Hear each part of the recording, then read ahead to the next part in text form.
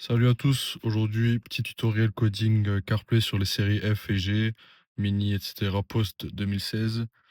Donc pour ce faire, il faut avoir un écran grand ou petit, peu importe, avec cette interface-ci ou celle que je vous montre maintenant à l'écran. Donc si vous avez déjà cette interface, c'est bon signe. Pour être sûr à 100% que votre voiture est compatible pour le coding, je vais vous mettre un lien en description, vous mettez votre numéro de châssis, vous voyez si c'est compatible. Si c'est compatible, le coding est possible. Sinon, il faut démonter l'écran, voir s'il y a un port Wi-Fi, installer une antenne Wi-Fi, puis c'est seulement possible. Mais encore une fois, ça sera pour une autre vidéo si vous voulez.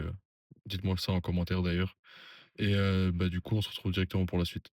Du coup, comme matos, vous avez besoin de quoi? D'un PC avec i6 qui est installé. Donc, il y a plein de launchers, plein de manières d'avoir i6 gratuitement sur Internet. Pour ça, je vous laisse faire votre recherche. Je peux même vous mettre un petit lien dans la description. D'ailleurs, c'est ce que je pense que je vais faire. Et bon, ça, c'est juste le setup qu'il faut avoir avant. Donc, i6 et tout le 32. Donc, vous avez juste besoin de ces deux-là pour cette manip en tout cas. Mais je conseille de tout installer parce que tant qu'à faire, ça peut toujours être utile. Donc, vous avez besoin d'un PC avec i6 installé, plus un câble net vers OBD. Et une fois que c'est fait, on ouvre i6 et on se retrouve pour la suite. Donc une fois dans i6, qu'est-ce qu'on fait? On se retrouve ici en haut à gauche pour connecter à la voiture. Si c'est une série F, peu importe, F10, F22, F30, F32, F36, ça marche de la même manière. Pas besoin de choisir quelque chose d'autre que ça.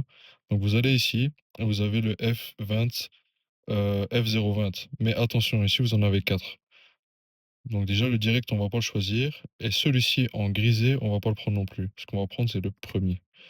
Donc ici, vous faites connecter dans la voiture. Non, ça prend très très peu de temps. C'est ce que d'ailleurs j'aime bien avec ce software, c'est que ça va assez vite, quoi. Pas comme Insta ou peu importe les autres. Donc voilà, la connexion est établie. Donc maintenant, qu'est-ce qu'on va faire? On va aller dans coding. Ici, dans coding, on va faire read donc pour avoir toutes les données du véhicule. Donc on va devoir lire ici et le FA, on va l'activer. Une fois qu'on a activé le FA, ici, on aura toutes les données de la voiture. Je pourrais vous faire un descriptif de comment ici se marche réellement, mais bon, là, on va vraiment se focus sur le coding CarPlay parce que je pense que la plupart des gens, c'est ça qui les intéresse. Donc, une fois que ça c'est fait, on va se retrouver ici dans le SVT.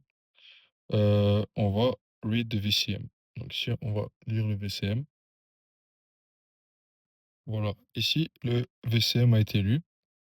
Et forcément, vu qu'on veut aller dans le calculateur de l'écran, on va devoir trouver notre navigation ici. Je vais pas vous faire un plan de tout ce qu'il y a là, mais en gros, la navigation, comme son nom l'indique, c'est HUNBT2. Donc ici, qu'est-ce qu'on va faire? On va appuyer sur clic droit et on va faire Read Coding Data. Ici, on va lire les données qui sont possibles au coding. Ce que je vous conseille de faire, c'est de save ce fichier. Bon, moi, je vais pas le faire parce que j'en ai pas vraiment besoin, vu que c'est déjà codé dans la voiture. Donc ça, je ferme. Ici, dans CAFT, donc le file ici en jaune, vous faites clic droit et vous faites Edit FDL. Donc ici, on est dans le CAFT en éditant le FDL. Ici, ce qui vous intéresse, donc il y a beaucoup de choses intéressantes en soi dans ce calculateur-là, mais on va pas aller trop loin dans les détails pour le moment. On va juste vraiment se concentrer sur le CarPlay. Donc vous allez dans le système Einstühlungen, le 3004. Vous cliquez sur le plus, des sous-dossiers vont s'afficher, et vous allez descendre tout en bas vers Unbelegt. Vous ouvrez ce fichier, puis vous avez Ausgelesen. Pareil, vous l'ouvrez, et là vous avez Verte.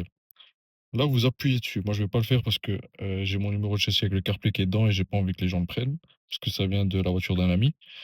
Mais c'est là où est tout le trick de cette astuce avec le coding CarPlay. Donc, ce dont vous avez besoin, c'est supprimer l'enregistrement bien avant le numéro de châssis qui sera en hexadécimal ici. Vous l'enregistrez ou vous prenez une photo, peu importe, et vous le remplacez par un numéro de châssis que vous aurez au préalable converti en hexadécimal ici. Le numéro de châssis que vous devez convertir, vraiment, c'est simple à comprendre, il doit avoir le CarPlay. Donc pour ce faire, vous demandez à des amis, demander le numéro de châssis de quelqu'un qui travaille chez BM ou peu importe. Enfin, il y a 1000 manières, même sur internet, il y a 1000 manières d'en avoir, en prenant la plaque, en allant sur Car Vertical, etc., etc.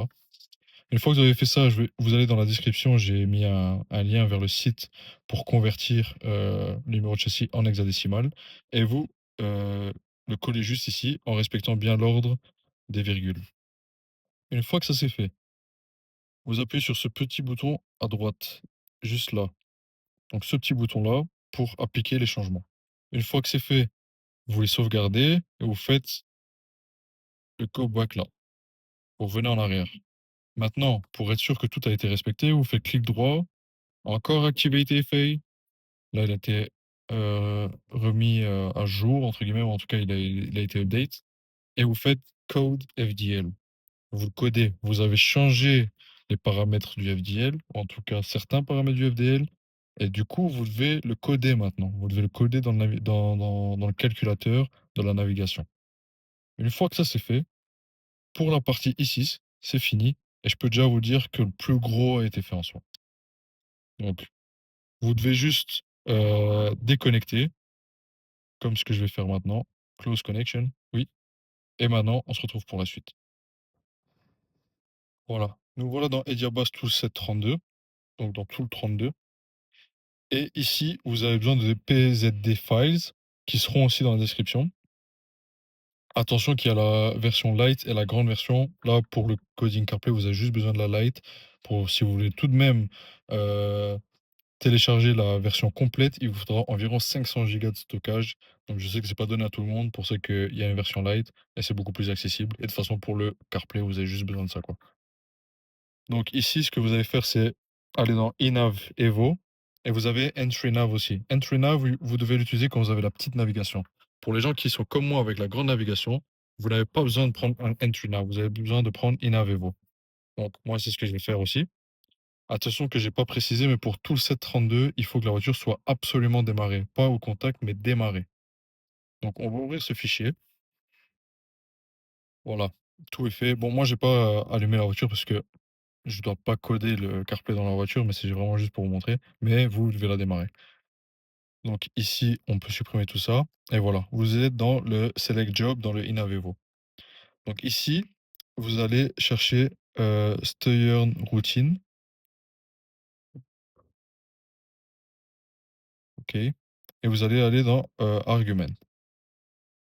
Voilà. Dans Argument, vous devez choisir Provisioning. Donc pour donner, pour inclure les changements du FDL dans la navigation. Donc ici, Provisioning, il doit être pas très long. Voilà, il est juste ici. Une fois que vous avez fait ça, vous appuyez sur Run Job. Ça devrait être fait. Si vous avez un message d'erreur, c'est que sûrement la voiture n'a pas été démarrée à temps. Donc vous devez juste lancer ou relancer tout le 732 s'il ne se fait pas lui-même. Une fois que c'est fait, vous attendez une petite minute, 1 minute 30. Donc on va dire que moi je l'ai fait.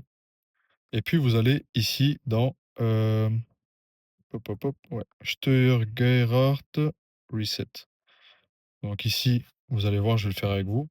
Si ça marche bien sûr, parce que moi, comme j'ai dit, la voiture n'est pas démarrée. Et voilà, ça relance la navigation, ça la reset. Et donc, si tout se passe bien pour vous aussi également, une fois que vous avez l'écran qui se redémarre, vous allez ici dans Gérer appareil mobile, connecter nouvel appareil, et ici vous devriez voir Apple CarPlay. Donc c'est aussi simple que ça. S'il y a quelque chose qui a merdé, c'est que vous avez mal fait des étapes. Dans tous les cas, je reste disponible en commentaire si vous avez des problèmes pour pouvoir le faire ou autre. Et bah voilà, c'était assez simple, je trouve. Et franchement, je suis disponible pour d'autres codings, pour ceux qui veulent, même à distance, etc. Je suis disponible pour le codage des mises à jour complètes. Il y aura aussi des tutos qui viendront sur la chaîne pour ceux qui sont un peu plus aventuriers. Et voilà quoi. Donc si ça vous a plu, si ce tuto a été utile pour vous, lâchez un like, lâchez un abonnement. Et on se retrouve très bientôt pour de nouveaux tutos sur la chaîne. Ciao, ciao.